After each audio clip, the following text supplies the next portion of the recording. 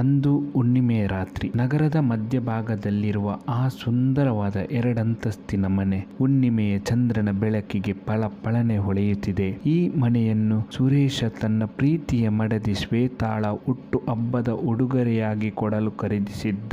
ಭಯಾನಕ ಕಥೆಗಳನ್ನು ಬರೆಯುತ್ತಿದ್ದ ನನಗೆ ನನ್ನ ಸ್ನೇಹಿತರೊಬ್ಬರು ಆ ಮನೆಯ ಬಗ್ಗೆ ಮಾಹಿತಿ ನೀಡಿದ್ದರು. ಹೌದು, ಆ ಮನೆಯೇ ನಮ್ಮ ಈ ಕಥೆಯ ಕೇಂದ್ರ ಬಿಂದು. ಹಿತವಾಗಿ ಬೀಸುತ್ತಿದ್ದ ತಂಗಾಳಿ, ಆ ತಂಗಾಳಿಯ ಜೊತೆಗೆ ಬರುತ್ತಿದ್ದ ವಿವಿಧ ಬಗೆಯ ಹೂವುಗಳ ಸುಗಂಧ, ಹೂವಿನ ಮಕರಂದವನ್ನು ಹೀರಲು ಬರುತ್ತಿದ್ದ ದುಂಬಿಗಳ ಝೇಂಕಾರ, ಪಕ್ಕದಲ್ಲೇ ಹರಿಯುತ್ತಿದ್ದ ನದಿಯ ನೀರಿನ ಜುಳು ನಾದ ಮನಸ್ಸಿಗೆ ಹಿತವನ್ನು ನೀಡುತ್ತಿದ್ದರು. ದೂರದಿಂದ ಕೇಳಿ ಬರುತ್ತಿದ್ದ ನಾಯಿಗಳ ಬೊಗಳುವ ಶಬ್ದ, ಕಾಡು ಪ್ರಾಣಿಗಳ ಕರ್ಕಶ ಧ್ವನಿಗಳು, ಕಿವಿಗಳಿಗೆ ಕಿರುಕುಳ ನೀಡುವ ಜೀರುಂಡೆಗಳ ಚೀರುವಿಕೆ ಮನಸ್ಸಿನ ಮೂಲೆಯಲ್ಲೊಮ್ಮೆ ಭಯದ ನೆರಳು ಮೂಡಿಸುತ್ತಿದೆ. ಮನೆಯ ಎದುರಿನಲ್ಲಿದ್ದ ಹಲಸಿನ ಮರದ ಮೇಲೆ ಕುಳಿತಿದ್ದ ಆ ಗೂಬೆ ನನ್ನನ್ನೇ ದುರುಗುಟ್ಟಿ ನೋಡುತ್ತಿದೆ.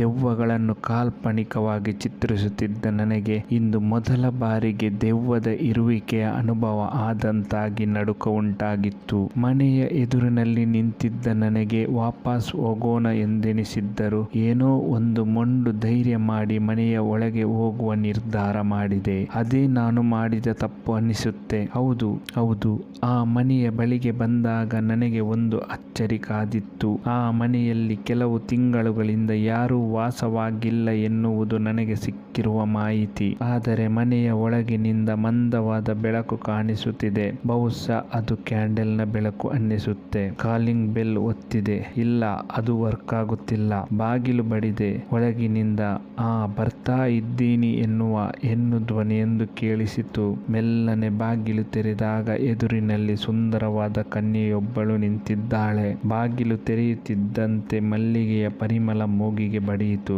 ಹೌದು, ಆ ಮನೆಯಲ್ಲಿ ದೆವ್ವ ಇದೆ ಅನ್ನುವುದಕ್ಕೆ ಸಿಕ್ಕಿದ ಮೊದಲ ಸೂಚನೆ ಅದಾಗಿತ್ತು. ಎದುರಿಗೆ ನಿಂತಿದ್ದ ಆ ಚೆಲುವೆಯನ್ನು ನೋಡಿ ಮಾತೇ ಹೊರಡಲಿಲ್ಲ. ಹೌದು, ಆಕೆ ನಿಜವಾಗಿಯೂ ಹೆಣ್ಣಲ್ಲ, ಅಪ್ಸರೆ. ಅಂತಹ ಅದ್ಭುತ ಚೆಲುವನ್ನು ನಾನು ಇದುವರೆಗೆ ಕಂಡೇ ಇರಲಿಲ್ಲ. ಹುಣ್ಣಿಮೆಯ ಚಂದ್ರನನ್ನೇ ನಾಚಿಸುವ ಮುಗ್ಧ ಮುಖ, ಮೊಣಕಾಲಿನವರೆಗೆ ಹರಡಿರುವ ಆ ನೀಲ ಕೇಶರಾಶಿ, ಜೇನು ಜಿನುಗುತ್ತಿರುವ ಆ ತುಟಿ, ನಯವಾದ ಸೇಬು ಗೆನ್ನೆ, ಪಳಪಳನೆ ಮಿನುಗುತ್ತಿರುವ ಆ ಜೋಡಿ ಕಣ್ಣುಗಳಲ್ಲಿ ಏನೋ ಸೆಳೆತ, ಸಂಪಿಗೆ ಮೂಗು, ದೇಹಕ್ಕೆ ಹೊಂದಾಣಿಕೆಯಾಗುವ ಆ ಉಬ್ಬು ತಗ್ಗುಗಳು. ಸೌಂದರ್ಯವನ್ನು ವರ್ಣಿಸಲು ಪದಗಳೇ ಸಿಗುತ್ತಿಲ್ಲ.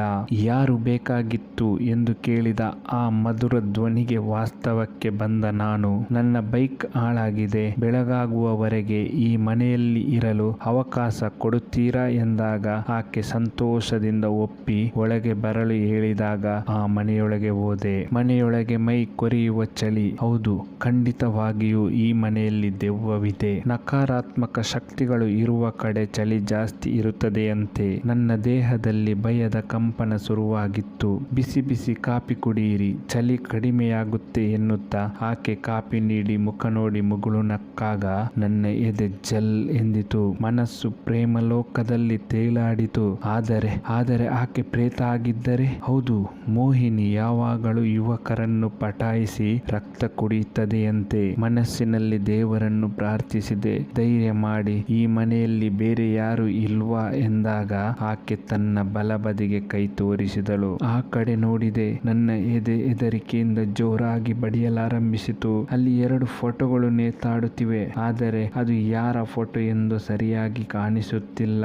ಅದರ ಪಕ್ಕದಲ್ಲಿದ್ದ ಸ್ಟೇರ್ ಕೇಸ್ ಮೆಟ್ಟಿಲುಗಳ ಮೇಲೆ ಒಬ್ಬ ವ್ಯಕ್ತಿ ಕುಳಿತಿದ್ದ. ವಿಕಾರವಾಗಿದ್ದ ಆತನ ಮುಖ ಕಂಡಾಗ ಕೈಕಾಲುಗಳಲ್ಲಿ ನಡುಕ ಶುರುವಾಯಿತು. ನನ್ನನ್ನೇ ದುರುಗುಟ್ಟು ನೋಡುತ್ತಿದ್ದ ಆತ ಯಾರೆಂದು ಕೇಳಲು ತಿರುಗಿದಾಗ ಪಕ್ಕದಲ್ಲಿ ನಿಂತಿದ್ದ ಆ ಯುವತಿ ಕಾಣಿಸುತ್ತಿಲ್ಲ, ಮಾಯವಾಗಿದ್ದಳು.